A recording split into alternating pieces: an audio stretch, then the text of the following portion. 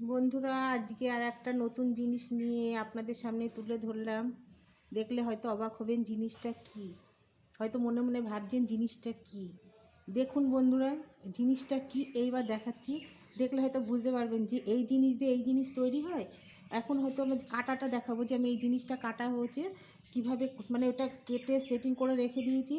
তারপরে হচ্ছে কাটার পরে কি করতে হবে সেগুলো করছে, কিন্তু যখন পুরোপুরি তৈরি হয় তখন আর একটা ভিডিও দেখাবো, সেটা দেখাচ্ছি। এই যে এই দেখতে পাচ্ছেন, এগুলো কি বুঝতে পারছেন? এগুলো কি বন্ধুরা? এগুলো হচ্ছে পাকা চাল কুমড়ো। পাকা চাল কুমড়ো এরকম ছোটো ছোটো পিস পিস করে রেখে দিয়েছি আমি।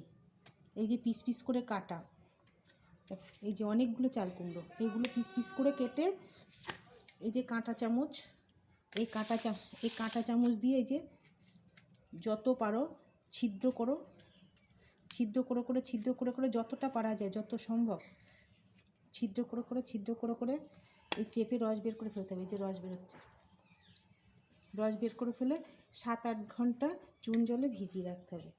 7-8 ঘন্টা চুন জলে ভেজানো হয়ে গেলে তারপরে কি করতে হবে সেটাও বলে দিচ্ছি,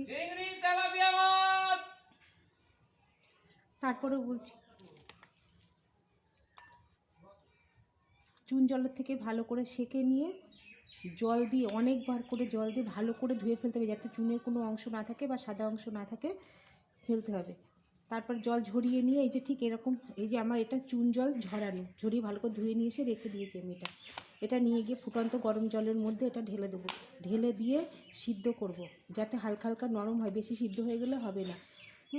সেটা সিদ্ধ হয়ে গেলে সেটা আবার এরকম করে জল ঝরিয়ে রাখবো। জল ঝরিয়ে রেখে চিনির শিরা তৈরি করে ওইগুলো আবার ঢেলে দেবো। ঢেলে দিয়ে নাড়তে নাড়তে নাড়তে নাড়তে নাড়তে নাড়তে যখন চিনির শিরাগুলো শুকিয়ে গায়ের সঙ্গে জমাট বেঁধে যাবে, তারপরে গ্যাসের আঁচটা একদম নিভিয়ে দেবো। নিভিয়ে দিলে কি হবে, তারপরে যখন ঠান্ডা হয়ে যাবে দেখা যাবে এইগুলোর গায়ে সাদা সাদা সাদা সাদা পাউডার পাউডার মতো জমা হয়ে গিয়েছে। ঠিক গজার গায়ে যেমন থাকে, ঠিক ওরকম দেখতে মনে হবে গজার মতো। হ্যাঁ, আর এরকম করে ভাঙবেন, এরকম করে চাপবেন, তখন আর রস বেরোবে না। এরকম করে ভাঙবেন, এর ভেতর থেকে কি সুন্দর জেলি জেলি জেলি জেলি মতো লাগবে। এটার নাম হচ্ছে চাল কুমড়োর মোরব্বা। পাকা চাল কুমড়ো না হলে একদম হবে না বন্ধুরা, পাকা চাল কুমড়োর দরকার। পাকা চাল কুমড়ো আপনারা কি করে বুঝবেন?